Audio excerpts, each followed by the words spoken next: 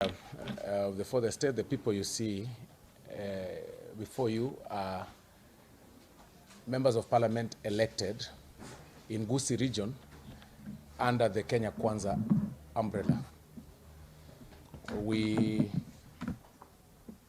The only member that is here, not here, of course, with apology, is Honorable Alpha Miruka, who is a little bit under the weather, but he associates himself fully with the sentiments that we're going to make here.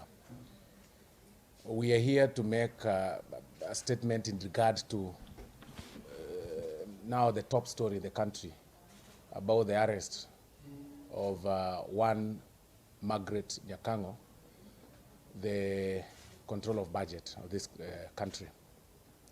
And I want to say it from the onset that we have realized, and upon keen observation in the recent past, not just this very incident, about 6 months or so, that there are some forces within and without government that want to sabotage the goodwill of the president and the plans of the president and the deputy president to put this country together, to balance distribution of the very scarce employment opportunities, and also to, of course, create, to also distribute resources or development resources across the country. We've realized that in the past 6 months, we have had some people deliberately and with acts of impunity who are hell-bent to sabotage the president. That at any given time when His Excellency the President is out of the country and His Excellency the Deputy President is engaged on official duties like it were in recent past, he's been very, the Deputy President who was in charge of the country has been very busy on mitigation of the El Nino rains across the country, on the damages and everything that he's been doing to mitigate the El Nino rains across the country. There are people within and without government who are hell-bent to make sure that there's a sabotage and bring disunity among the government officials. And unfortunately, they are skewed towards some regions and some quarters. And as leaders, we've got to speak out. And it's specifically the issue of Margeretnyakang'O'S and also the CEO of Bombers of Kenya, one Mr. Peter, who was also ousted last week, is also a son of a particular region, and in particular Gusii region. People had to wait when His Excellency the President had a conference and a seminar in Tanzania. And then that report came out again about Peter. This time around, the President has been away. The Deputy President has been engaged, and they decided again, they strike again on Margeretnyakang'O'S. I want to tell the independent bodies like the EACC not to allow themselves to be used to settle some, I don't know whether it's political scores or it could be some, personal interests, to kill careers unnecessarily. And we want to tell them that we know them by their names. We know those people who are pushing such evil acts.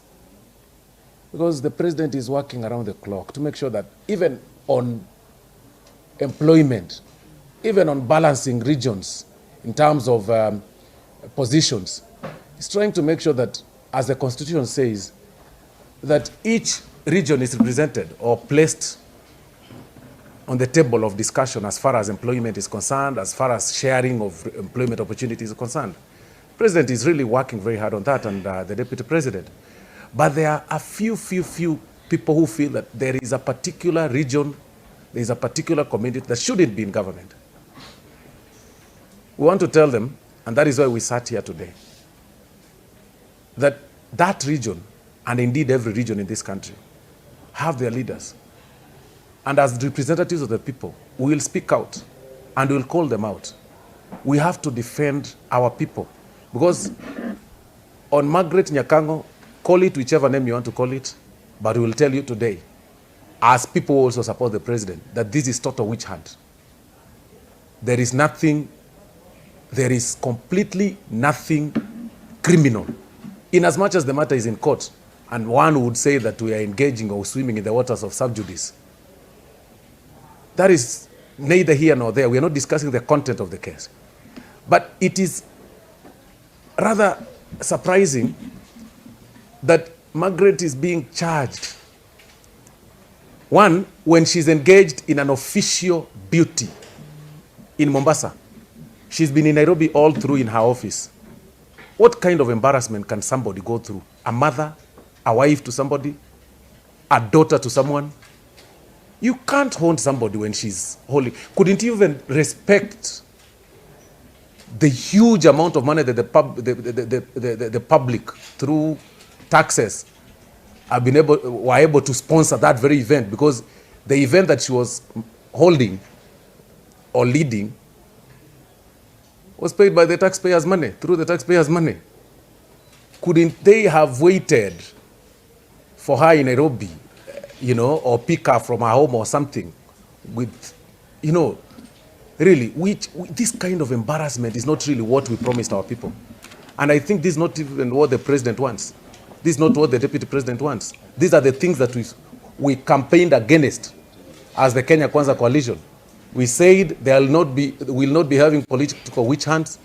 We said people will not be arrested with, especially people in public service in such high dignity offices. They will not be embarrassed in such formats, because it couldn't be very difficult to summon Margeretnyakang'O to EACC or to whichever place, because she's a public figure, and tell her, okay, you are wanted for this particular charge, come before us and everything, and we take you to court. There's nothing wrong with that. But you wait for her, you nab her like a thief, a person that has served this country for all those years, really? And then you tell us we keep quiet? We cannot keep quiet. We vetted members of parliament that are here, and I'm glad that Honorable Nyamoka and myself were in the National Assembly that time when she was being vetted. In this very house. We passed her in this house in 2019. Oblivious of the facts that are now being exposed now. It is the very same EACC that cleared her in 2019 and gave her a clean bill of health.